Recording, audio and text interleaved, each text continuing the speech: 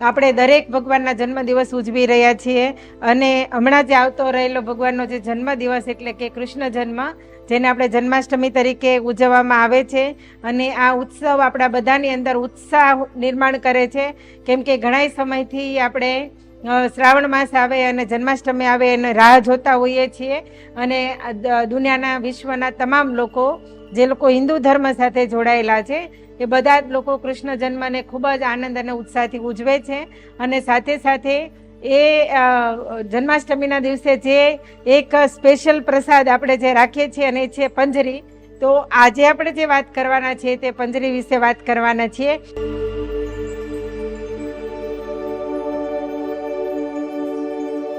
ખરેખર આપણે બધા અત્યારે પંજરીનો પ્રસાદ બનાવી રહ્યા છીએ, પણ ખાસ કરીને અસલ પંજરી કોને કહેવાય એ આપણે જાણતા જ નથી. તો એની અંદર 5 વસ્તુનો ઉપયોગ થાય છે.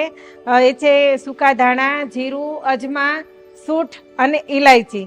આ 5 એવી ઔષધિઓ છે જે આપણા સ્વાસ્થ્ય માટે સારી છે. સાથે સાથે એની અંદર મિશ્રી ઉમેરવામાં આવે છે અને ગાયનું ઘી ઉમેરવામાં આવે છે. આ 5 વસ્તુ એવી છે જે આપણા રસોડામાં ઔષધિ તરીકે પણ ઉપયોગમાં લેવામાં આવે છે. આ 5 વસ્તુની એક વિશેષતા એ છે કે 5 વસ્તુ આપણી પાચન અગ્નિને પ્રબળ કરે છે, ઉદ્દીપન કરે છે, એટલે કે જઠરાગ્નિ પ્રદીપ્ત કરે છે. અને સાથે સાથે એ આપણું જે ડાયજેસ્ટિવ સિસ્ટમ છે એ બરાબર ઓકે થાય છે.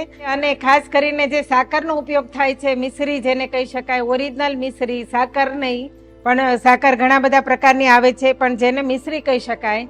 જન્માષ્ટમી હંમેશા ચોમાસાની ઋતુમાં આવે છે અને આ દરમિયાન પાચન શક્તિ ખૂબ જ મંદ પડી ગઈ હોય છે, કેમ કે સૂર્યની હાજરી ઓછી હોય છે અને સૂર્યપ્રકાશની ગેરહાજરીના કારણે આપણી જઠરાગ્નિ છે તે મંદ પડે છે. અને મંદ પડવાના કારણે આપણું પાચન બરાબર થતું નથી અને એના કારણે નાની મોટી ઘણી બધી પાચનને લગતી બીમારીઓ આવવાની શક્યતા રહે છે. અને પિત્તીય રોગ એનાથી થાય છે, ધારો કે લીવરની તકલીફ, પિત્તની તકલીફ અને કમળો, અપચો, આવી ઘણી બધી તકલીફો થાય છે. એમાં જ એક આ વસ્તુ છે પંજરી, જે આપણા વાયુને કંટ્રોલ કરે છે, જેના કારણે ડાયજેસ્ટિવ સિસ્ટમ સારું થાય.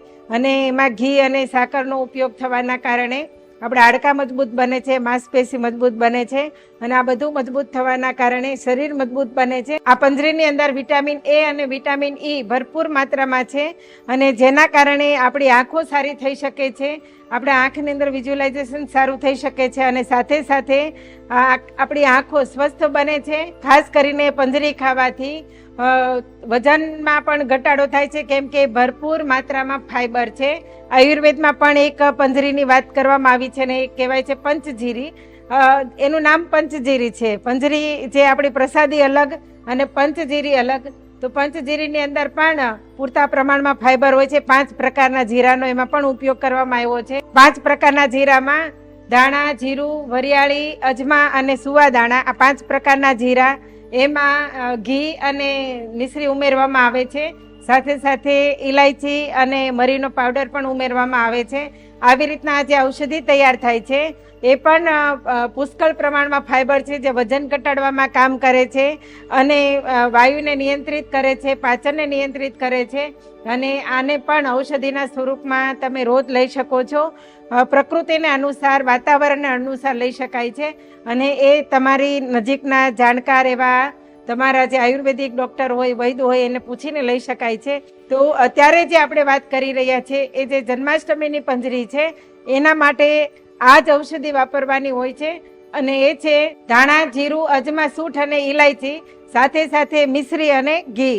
તો આ જે ઔષધિ છે એ આપણા શરીરની માંસપેશીને મજબૂત કરે છે, જેના કારણે આપણી કમજોરી દૂર થાય છે, શરીરમાં તાકાત વધે છે.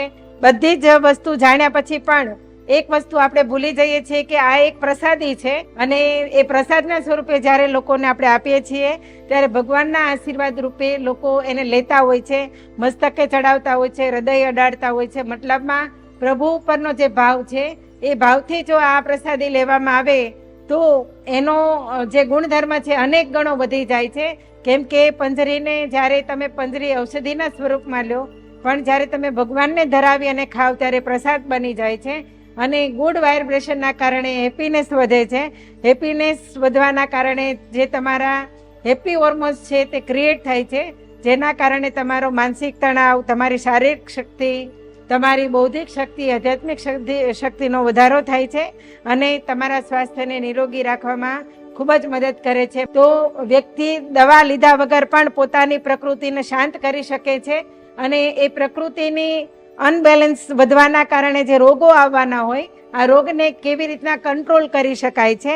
તો આને આપણે માત્ર ને માત્ર પ્રસાદી નહીં સમજતા ઔષધિ પણ સમજીએ અને આપણા સ્વાસ્થ્યને સારું કરીએ. આને કહેવાય છે આયુર્વેદ. આયુર્વેદ કરવાનું નથી હોતું, આયુર્વેદ જીવવાનું હોય છે, જીવનશૈલીમાં જીવવાનું હોય છે. તો આવા ઘણા બધા એવા ટોપિક છે જે તમારી સામે આવે છે, જેને તમે સમજવાની કોશિશ કરજો, જીવનમાં લાવવાની કોશિશ કરજો અને નિરોગી રહેવાની કોશિશ કરજો અને લોકોને પણ નિરોગી રાખજો. ધન્યવાદ.